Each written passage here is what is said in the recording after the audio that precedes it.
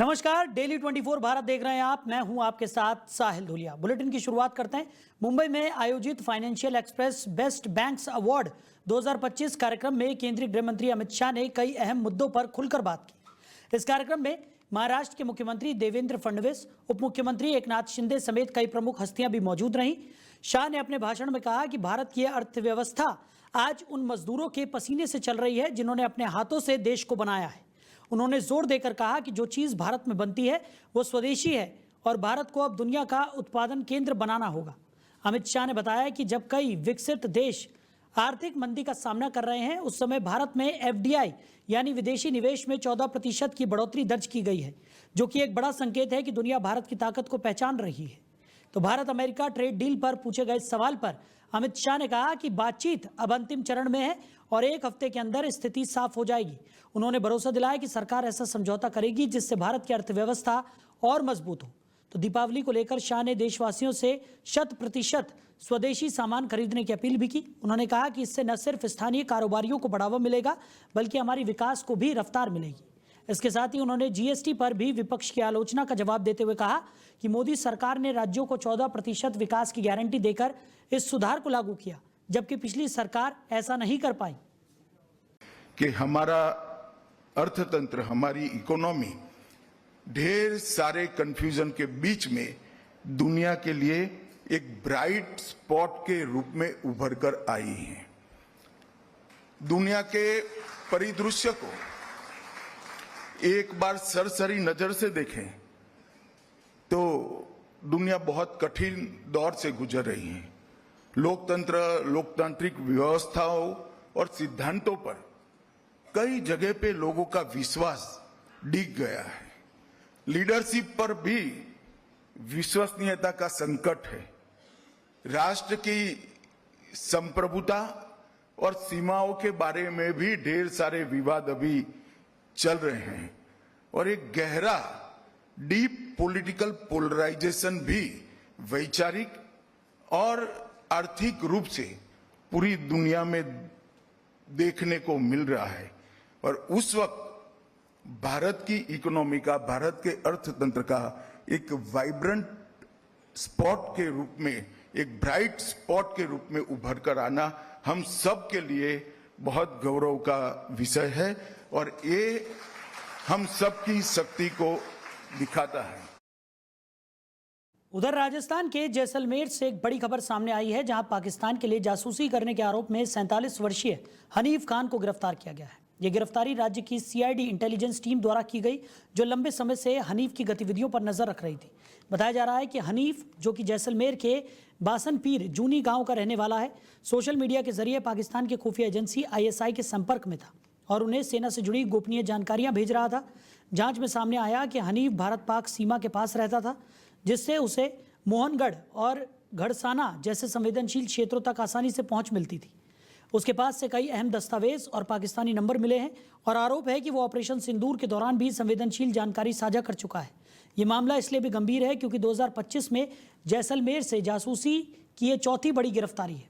इससे पहले DRDO guest house के मैनेजर महेंद्र प्रसाद, जीवन खान, पठान खान और शकूर खान जैसे नाम सामने आ चुके हैं, जिन पर आईएसआई के लिए भारत की गोपनीय सूचनाएं लीक करने का आरोप है। जून में दिल्ली से नौसेना भवन का एक कर्मचारी और मेवात से पकड़ा गया कासिम भी ऐसे ही मामलों में गिरफ्तार हुआ था, जो पाकिस्तान में ट्रेनिंग ले चुका था। इन घटनाओं से साफ है कि पाकिस्तान की खुफिया एजेंसी लगातार भारत में अपने जाल फैलाने की कोशिश कर रही है, लेकिन भारतीय सुरक्षा एजेंसियां सतर्क हैं और ऐसे सभी मामलों पर पैनी नजर रखे हुए हैं। फिलहाल हनीफ से पूछताछ जारी है और कई और खुलासे होने की भी संभावना है। उधर पश्चिम बंगाल के चर्चित शिक्षक भर्ती घोटाले में फंसे राज्य के पूर्व मंत्री पार्थ चटर्जी को आखिरकार कलकत्ता हाई कोर्ट से जमानत मिल गई है। शुक्रवार को सुनवाई करते हुए जस्टिस शुभ्रा घोष की बेंच ने पार्थ को सशर्त जमानत दे दी है। शर्तों के मुताबिक उन्हें अपना पासपोर्ट जमा कराना होगा और वो ट्रायल कोर्ट के इलाके से बाहर नहीं जा सकेंगे। कोर्ट ने यह भी साफ कहा है कि जब तक मुकदमा चल रहा है तब तक उन्हें किसी भी सरकारी या सार्वजनिक पद पर नियुक्त नहीं किया जा सकता। गौरतलब है कि पार्थ चटर्जी करीब 3 साल और 2 महीने से जेल में थे। उन पर आरोप है कि उन्होंने प्राथमिक स्कूल शिक्षकों की भर्ती में भारी घोटाला किया, जिसमें अयोग्य लोगों को पैसे लेकर नियुक्त किया गया। ये मामला सबसे पहले तब सामने आया जब शिक्षक पात्रता परीक्षा में फेल हुए उम्मीदवारों ने हाईकोर्ट का दरवाजा खटखटाया था। इसके बाद कोर्ट ने 8 जून 2022 को सीबीआई जांच का आदेश दिया और फिर जांच शुरू हुई। इसके साथ ही ईडी ने भी 24 जून को अलग केस दर्ज किया, जिसमें राज्य शिक्षा विभाग के कई अफसरों की भूमिका सामने आई। अब उन्हें लंबे समय के बाद राहत तो मिली है, लेकिन जांच और मुकदमा फिलहाल जारी रहेगा। उधर नेपाल में हाल ही में हुए युवाओं के जेनजी आंदोलन के बाद से आतंकी संगठनों की गतिविधियां अचानक तेज हो गई हैं, जिससे भारत नेपाल सीमा पर खतरे का स्तर बढ़ गया है। खुफिया एजेंसियों के मुताबिक पाकिस्तान से भारत में घुसपैठ की कोशिशें लगातार नाकाम होने के बाद अब लश्कर-ए-तैयबा और जैश-ए-मोहम्मद जैसे आतंकी संगठन नेपाल के रास्ते भारत में घुसने की योजना बना रहे हैं। यही वजह है कि भारत नेपाल की खुली सीमा पर सुरक्षा बढ़ा दी गई है और एसएसबी के जवान चौकसी के साथ लगातार निगरानी कर रहे हैं। सुरक्षा एजेंसियों को जानकारी मिली है कि इन आतंकी संगठनों को नेपाल के कुछ स्थानीय कट्टरपंथी संगठनों जैसे इस्लामिक संघ ऑफ नेपाल, ISN और वर्क फॉर नेपाल का समर्थन मिल रहा है। साथ ही ये भी बताया जा रहा है कि काठमांडू स्थित पाकिस्तानी दूतावास से इन्हें फंडिंग और सुरक्षित पनाहगाह भी मिल रही है। तो 10 जुलाई को काठमांडू में हुए NIICE सेमिनार में भी इस खतरे की आशंका जताई गई थी और जहां नेपाल के तत्कालीन राष्ट्रपति सलाहकार ने कहा था कि लश्कर, जैश और अल-कायदा जैसे आतंकी संगठन नेपाल की जमीन का इस्तेमाल भारत विरोधी गतिविधियों के लिए कर रहे हैं। वहीं IB के पूर्व अधिकारी संतोष सिंह का कहना है कि इस साजिश की पृष्ठभूमि फरवरी 2025 में ही बनानी शुरू हो गई थी, जब नेपाल के सुनसरी जिले में एक इस्लामी जलसे में पाकिस्तानी और बांग्लादेशी संदिग्धों की मौजूदगी देखी गई थी। अब इन हालातों को देखते हुए NSB ने बॉर्डर पर निगरानी बढ़ा दी है और हर आने जाने वाले व्यक्ति की जांच की जा रही है। साथ ही जंगल क्षेत्रों में भी सघन गश्त की जा रही है ताकि किसी भी घुसपैठ को समय रहते रोका जा सके। उधर बिहार की सियासत में बड़ा धमाका करते हुए लालू यादव के बेटे तेज प्रताप यादव ने अपनी नई पार्टी जनशक्ति जनता दल के गठन का ऐलान कर दिया है। तेज प्रताप ने इस बात की जानकारी खुद सोशल मीडिया पर दी और कहा कि उनकी पार्टी का मकसद बिहार में संपूर्ण बदलाव लाना है। उन्होंने कहा कि वो बिहार के विकास के लिए पूरी तरह समर्पित हैं और एक नई व्यवस्था के निर्माण की दिशा में काम करेंगे। खास बात यह है कि पार्टी के पोस्टर में न तो उनके पिता लालू प्रसाद यादव की तस्वीर है और न ही मां राबड़ी देवी की। इससे साफ है कि पारिवारिक रिश्तों में दूरी अब राजनीतिक रूप से भी सामने आ चुकी है। तो पार्टी के पोस्टर में महात्मा गांधी, बाबा साहब अम्बेडकर, लोहिया, जयप्रकाश नारायण और कर्पूरी ठाकुर की तस्वीरें हैं। पोस्टर में सामाजिक न्याय, सामाजिक हक और संपूर्ण बदलाव जैसे नारे लिखे गए हैं और चुनाव चिन्ह के तौर पर ब्लैक बोर्ड दिखाया गया है।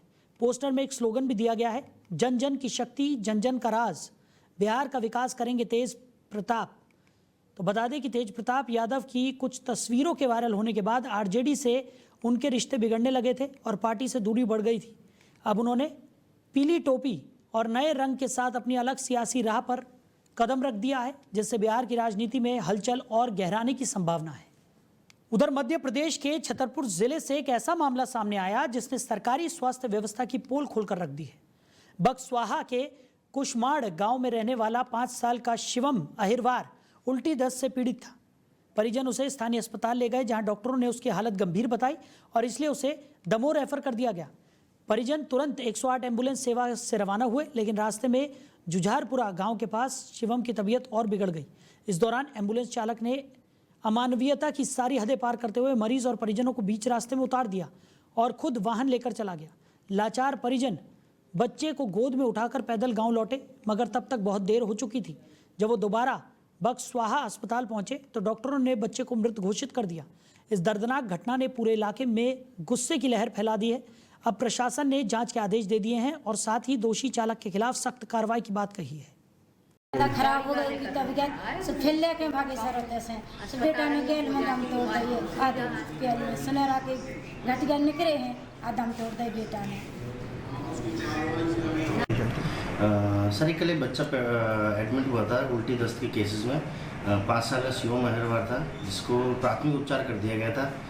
तबीयत ज़्यादा खराब होने के कारण काफ़ी दिनों सीवियर वोमिटिंग और डायरिया होने की वजह से हमें उसको दमोह रेफर करना पड़ा, तो हमें उसको दमोह रेफर कर दिया गया था। खराब हो गई तबीयत सब फिर लेके भागे सर होते से सब बेटा ने गेल में दम तोड़ दिए। आधे उधर डोंबिवली में कांग्रेस पदाधिकारी मामा पगारे के साथ हुई घटना ने महाराष्ट्र की सियासत को गरमा दिया है। दरअसल मामा पगारे ने कुछ दिन पहले प्रधानमंत्री मोदी का एक एडिटेड फोटो सोशल मीडिया पर फॉरवर्ड किया था, इसके बाद भाजपा के कुछ पदाधिकारियों ने उन्हें डोंबिवली की सड़क पर बुलाया और फिर जबरन साड़ी पहनाई।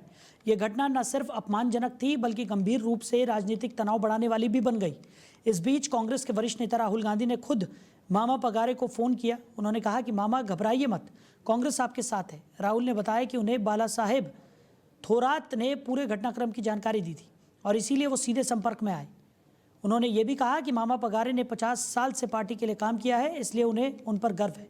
बातचीत के दौरान मामा पगारे भावुक हो उठे और उन्होंने राहुल गांधी से मिलने की इच्छा जताई। जहां एक और ये मामला ठाणे जिले तक सीमित था, वहीं अब ये पूरे राज्य और राष्ट्रीय राजनीति में चर्चाओं का विषय बन गया है। उधर पंजाब के राज्यपाल और चंडीगढ़ के प्रशासक श्री गुलाब चंद कटारिया ने आज चंडीगढ़ रेलवे स्टेशन पर उदयपुर से चंडीगढ़ के लिए शुरू की गई नई सुपरफास्ट ट्रेन का आत्मीय स्वागत किया। ये ट्रेन सेवा राज्यपाल श्री कटारिया की व्यक्तिगत प्रयासों और पूर्व केंद्रीय रेल मंत्री अश्विनी वैष्णव के साथ हुई लगातार बैठकों का नतीजा है। उनके सतत प्रयासों के चलते ये ट्रेन सेवा संभव हो सकी है, जो खास तौर पर राजस्थान के उदयपुर क्षेत्र के लोगों के लिए एक बड़ी सुविधा बनकर आई है।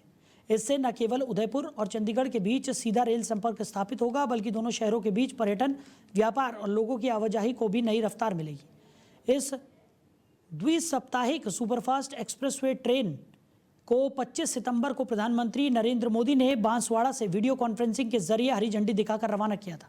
ट्रेन क्रमांक 20989 हर बुधवार और शनिवार को शाम 4:05 पर उदयपुर से रवाना होकर अगले दिन सुबह 9:50 पर चंडीगढ़ पहुंचेगी, जबकि वापसी में ट्रेन क्रमांक 20990 गुरुवार और रविवार को सुबह 11:20 पर चंडीगढ़ से प्रस्थान कर अगले दिन सुबह 5:25 पर उदयपुर पहुंचेगी। इस ट्रेन में कुल 22 कोच होंगे, जिनमें second AC, third AC economy, sleeper और जनरल कोच के साथ एक पावर कार और गार्ड डिब्बा भी शामिल होगा। इस अवसर पर राज्यपाल ने यात्रियों और रेलवे स्टाफ को शुभकामनाएं दी और चंडीगढ़ रेलवे स्टेशन पर बड़ी संख्या में मौजूद स्थानीय जनप्रतिनिधियों व नागरिकों ने इस नई शुरुआत का स्वागत भी किया। उधर अमृतसर पुलिस को एक और बड़ी कामयाबी मिली है, जहां अंतर्राष्ट्रीय ड्रग्स तस्करी से जुड़े एक बड़े नेटवर्क का भांडाफोड़ किया गया है। इस ऑपरेशन में पुलिस ने 6 लोगों को गिरफ्तार किया है और उनके कब्जे से 4.08 किलो हेरोइन, 2 अवैध पिस्तौल और गोला बारूद भी बरामद किया गया है। पुलिस के मुताबिक ये गिरोह पाकिस्तान के ड्रग तस्कर शाह के इशारे पर काम कर रहा था और फिरोजपुर और खेमकरंड सेक्टर से ड्रोन के जरिए नशे की खेप भारत भेजी जाती थी। इस अभियान की शुरुआत 21 सितंबर को हुई, जब जागीर सिंह और उसका भाई अंग्रेज सिंह, जो फिरोजपुर के गुरु हरसे गांव के रहने वाले हैं, गिरफ्तार किए गए। इनकी गिरफ्तारी ढाबे से हुई, जहां से नशा और हथियार बरामद हुए थे। पूछताछ में खुलासा हुआ कि नेटवर्क ड्रोन की लोकेशन पाकिस्तान से प्राप्त करता था और सीमावर्ती गांव के लोग उसे रिसीव कर भारत के अंदरूनी हिस्सों तक पहुंचाते थे। आगे की जांच में 4 और आरोपी गुरप्रीत सिंह, बलविंदर सिंह, लखविंदर उर्फ लक्की और बलजिंदर सिंह को भी पकड़ा गया था। पुलिस का कहना है कि ये नेटवर्क सिर्फ ड्रग्स ही नहीं बल्कि हथियारों की तस्करी में भी शामिल था और सोशल मीडिया के जरिए युवाओं को लालच देकर इन्हें शामिल किया जाता था। अब पुलिस कमिश्नर गुरप्रीत सिंह भुल्लर ने इसे पाकिस्तान की गहरी साजिश बताया, जिसका मकसद भारत में अस्थिरता फैलाना था। गिरोह के सदस्य पहले से भी आपराधिक मामलों में शामिल रहे हैं और फिलहाल इस मामले में आगे की जांच जारी है। ਸਾਡੇ ਮਾਨਯੋਗ ਸੀਐਮ ਸਾਹਿਬ ਦੇ ਜਿਹੜੇ ਯੁੱਧ ਨਸ਼ਿਆਂ ਵਿਰੁੱਧ ਕੈਂਪੇਨ ਹੈ, ਉਹਦੇ ਚ ਕਮਿਸ਼ਨਰੇਟ ਪੁਲਿਸ ਅੰਮ੍ਰਿਤਸਰ ਨੂੰ ਬਹੁਤ ਵੱਡੀ ਸਕਸੈਸ ਮਿਲੀ ਹੈ। ਹੋਰ 6 ਦੋਸ਼ੀ ਗ੍ਰਿਫਤਾਰ ਕੀਤੇ ਹੈ, 4.08 ਕਿਲੋ ਹੀਰੋਇਨ ਤੇ 2 ਸਫਿਸਟੀਕੇਟਡ ਪਿਸਟਲ ਜਿਹੜੇ ਬਰਾਮਦ ਕੀਤੇ ਗਏ ਹੈ। ਇੱਕ ਉਹਨਾਂ ਚੋਂ ਗਲੌਕ ਹੈਗਾ 9mm, ਦੂਜਾ .30 ਬੋਰ ਦਾ ਬੜਾ ਸਫਿਸਟੀਕੇਟਡ ਪਿਸਟਲ ਹੈ। ਇਹ ਬਹੁਤ ਵੱਡਾ ਇੱਕ ਨੈਟਵਰਕ ਚੱਲ ਰਿਹਾ ਸੀਗਾ ਕ੍ਰਾਸ ਬਾਰਡਰ।